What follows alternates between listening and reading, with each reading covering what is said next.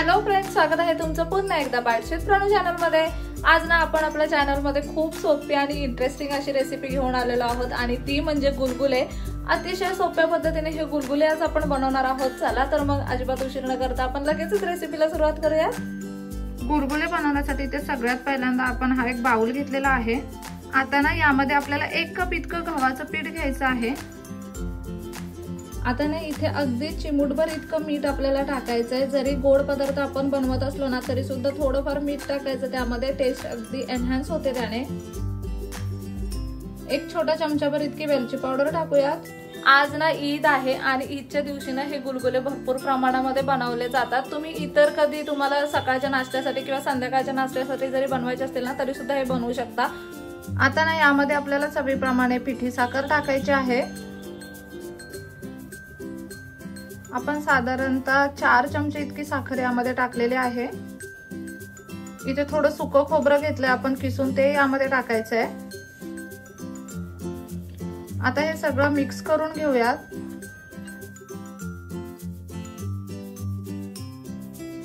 यामध्ये ना आता पाणी टाकायचंय आणि एक बॅटर तयार करून घ्यायचंय आपल्याला। इथे ना आता पाणी टाकून आपण गुलगुल्यांचं बॅटर तयार करून घेतोय। गुलगुल्यांचं बॅटर ना खूप जास्त असं थिक सुद्धा नसतं किंवा अगदी रनिंग कन्सिस्टन्सी मध्ये सुद्धा नसतं। आपल्याला गुलगुले ना तेलामध्ये सोडावे लागतात। अगदी त्या पद्धतीने आपल्याला बॅटर तयार करून घ्यायचं। आता मी तुम्हाला कन्सिस्टन्सी दाखवते आपल्याला एक्झॅक्ट कसं बॅटर लागणार आहे त्याची। अशा पद्धतीने ना हातानेच हे बॅटर आपल्याला अगदी मस्त असं तयार करून घ्यायचंय। हे अशा पद्धतीने गुलगुले सुटले गेले पाहिजेत।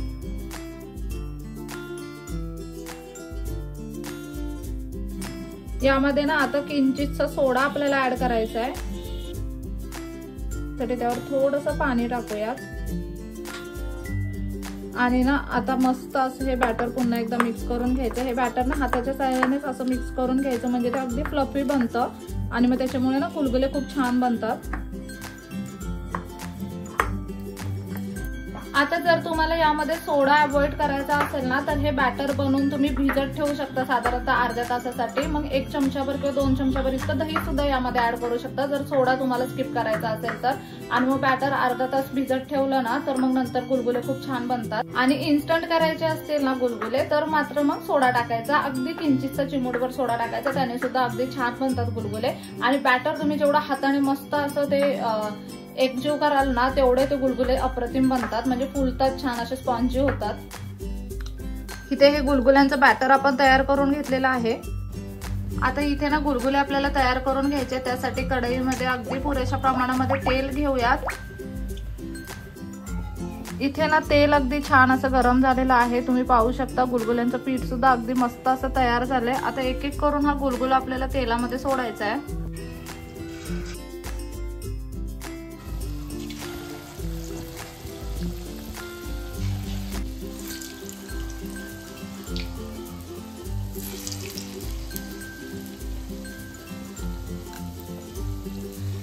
अशा पद्धतीने ना पाण्याचा हात लावायचा गुलगुले सोडताना, म्हणजे ते अगदी व्यवस्थित सुटले जातात।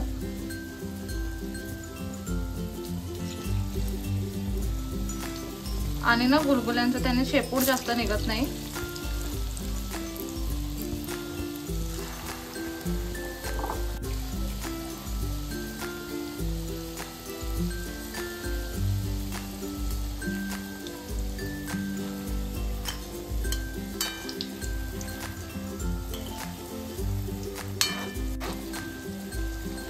पाहू शकता अगदी मस्त असे हे गुलगुले फुलायला सुरुवात झालेले आहे। मीडियम लो फ्लेम वरती आपण ह्यांना आता फ्राय करून घ्यायचंय। मस्त असा गोल्डन ब्राऊन कलर आला पाहिजे गुलगुल्यांना।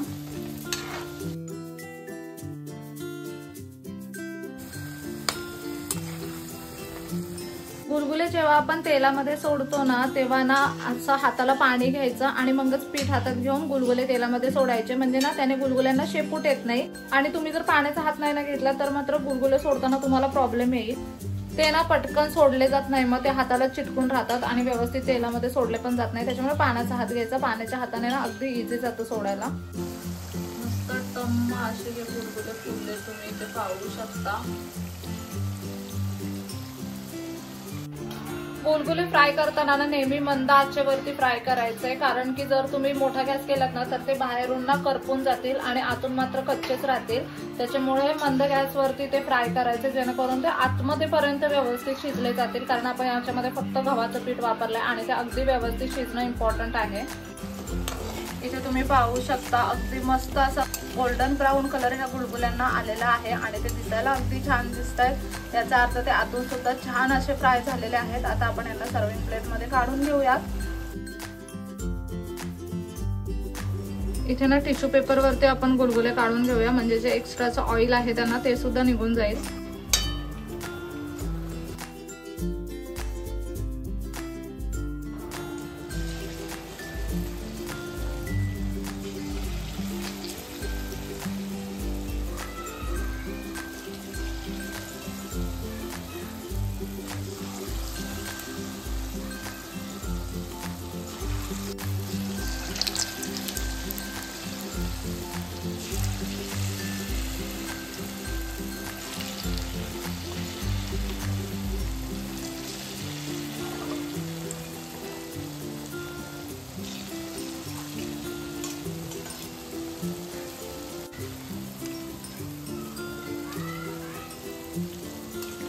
अशा पद्धतीने आता हे बाकीचे गुलगुले सुद्धा आपण तयार करून घेऊयात.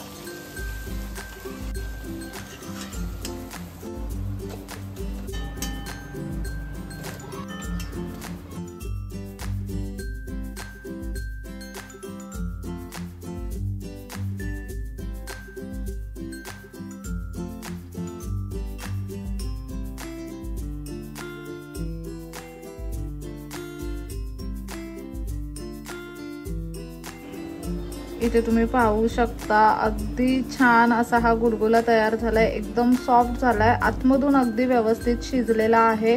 बाहेरून त्याला ना एक मस्त अशी लेयर आली आहे आणि ही लेयर ना अगदी क्रिस्पी आहे. तर तुम्ही पाहिलंच असेल अतिशय सोप्या पद्धतीने हे गुलगुले आज आपण बनवले आहेत. तुम्ही सुद्धा आज ईद आहे तर हे गुलगुले घरी बनवू शकता, किंवा काही डेझर्ट खायचं मन केलं, घरी काहीच नसेल ना तर गव्हाचं पीठ हे प्रत्येकाच्याच घरी असतं, तर तुम्ही अगदी इझिली हे गुलगुले घरच्या घरी बनवू शकता. खूप इन्स्टंट बनतात आणि अगदी छान लागतात खायला. हे गुलगुले आहेत ना, तेल खेचून घेत नाहीत अजिबात. हा, अजिबात ह्याच्यामध्ये तेल उरत नाही. एकदम असे मस्त सुखे खडखडीत गुलगुले होतात आणि खायला एकदम छान लागतात. आतून एकदम स्पॉन्जी आणि वरून क्रिस्पी झालेत. खूप छान आणि खूप मस्त अशी रेसिपी आहे, अगदी इन्स्टंट अशी रेसिपी आहे. तुम्ही ना नक्कीच ही रेसिपी घरी ट्राय करू शकता. चला तर मग कसा वाटला व्हिडिओ मला कमेंट करून नक्की सांगा. नेक्स्ट व्हिडिओ मध्ये भेटूया. तोपर्यंत मस्त खा, भरपूर फिरा आणि आनंदी राहा. बाय.